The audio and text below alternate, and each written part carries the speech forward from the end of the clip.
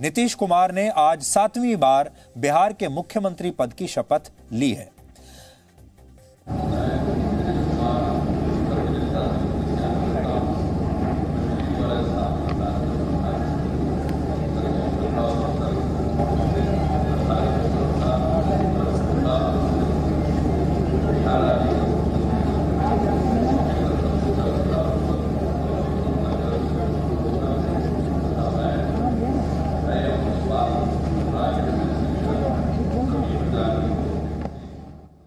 तो जब कोई नेता कहता है, जैसे आज नीतीश कुमार कह रहे हैं, मैं नीतीश कुमार ईश्वर की शपथ लेता हूं, असल में हर नेता का ये सपना होता है कि वो मंच पर खड़े होकर एक दिन गवर्नर या राष्ट्रपति के साथ इस तरह मंत्री पद की या मुख्यमंत्री पद की शपथ लें। राजनीति में हर नेता का ये सपना होता है और नीतीश कुमार को तो ये मौका एक नहीं 7 बार मिला है। नीतीश कुमार को बिहार के मुख्यमंत्री पद की शपथ का ये 7वां अवसर है। उनकी सभी 7 शपथ इस समय आपकी स्क्रीन पर हैं। 7 बार उन्होंने कब कब लिया है। ये उनके मंत्री हैं जो आज उनके साथ शपथ ले रहे थे।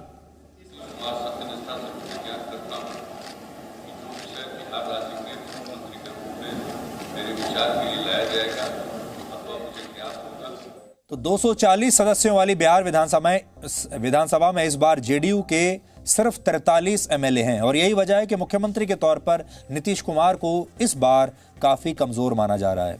बिहार चुनाव में नीतीश कुमार और उनकी पार्टी जेडीयू को कमजोर करने में सबसे बड़ी भूमिका निभाई है एलजेपी के चिराग पासवान ने। आपको यह लगता होगा कि चिराग पासवान शायद हार गए हैं। चिराग पासवान कुछ ज्यादा इंपैक्ट डाल नहीं पाए। 33 सीटों पर जेडीयू की हार चिराग पासवान की वजह से हुई है।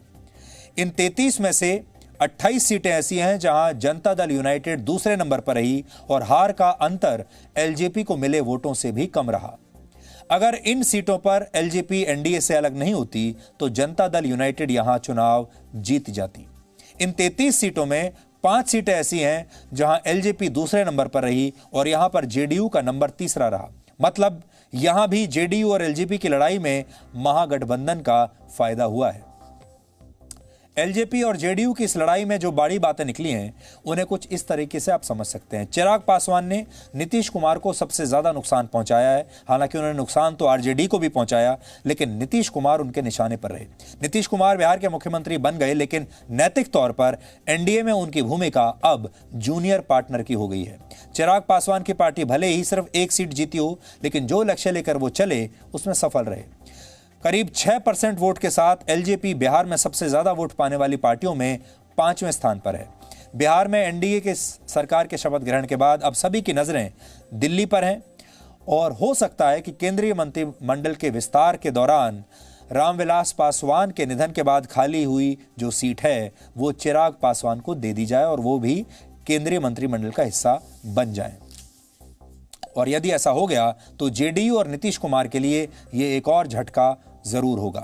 पटना में आज हुए शपथ ग्रहण समारोह के तुरंत बाद चिराग पासवान ने ट्वीट करके नीतीश कुमार को बधाई तो दी है, लेकिन यहां भी चिराग पासवान ने तंज कसने से वो चूके नहीं। चिराग पासवान का वो ट्वीट इस समय आपकी स्क्रीन पर है, जिसमें वो लिख रहे हैं, आशा करता हूं सरकार अपना कार्यकाल पूरा करेगी और आप एनडीए के ही मुख्यमंत्री बने रहेंगे। देखिए लिखा है एनडीए के ही मुख्यमंत्री बने रहेंगे।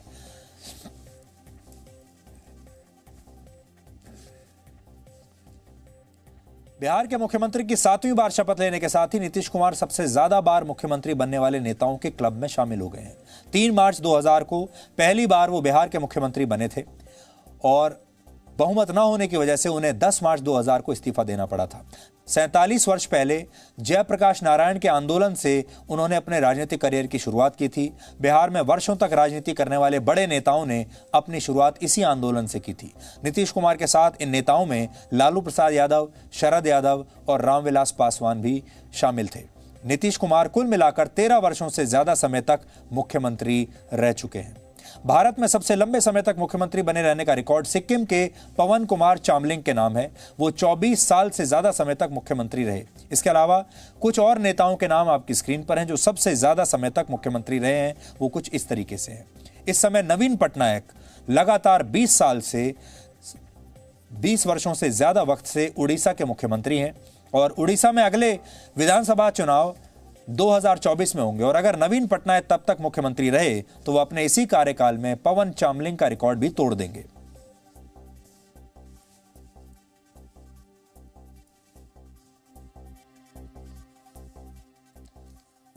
तो ये अगले 5 वर्षों में अगर नीतीश कुमार बने रहे तो वो भी एक नया रिकॉर्ड होगा।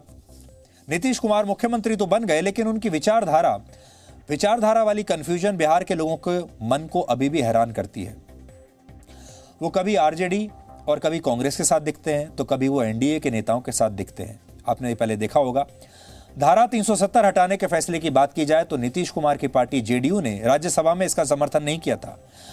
एनआरसी के मुद्दे पर नीतीश कुमार कई बार साफ कर चुके हैं कि बिहार में एनआरसी लागू नहीं होने देंगे। ये 2 ऐसे बड़े मुद्दे हैं जहां नीतीश कुमार एनडीए और मोदी सरकार से अलग रास्ते पर चल रहे थे। 370 हटाने का मुद्दा, उस पर उन्होंने यू टर्न किया, फिर एनआरसी का भी उन्होंने विरोध किया। 2014 के लोकसभा चुनाव में कांग्रेस, तो यहां आपने ये देखा कि कैसे नीतीश कुमार पहले लालू यादव के साथ, उनकी पार्टी के साथ सरकार बना चुके हैं, अब एनडीए में आ चुके हैं। पहले एनडीए के सदस्य रहे, फिर आरजेडी में चले गए। एक ज़माना ऐसा था जब प्रधानमंत्री नरेंद्र मोदी के साथ भी उनकी बनती नहीं थी, इसलिए उनकी विश्वसनीयता इस समय घेरे में है, सवालों में है।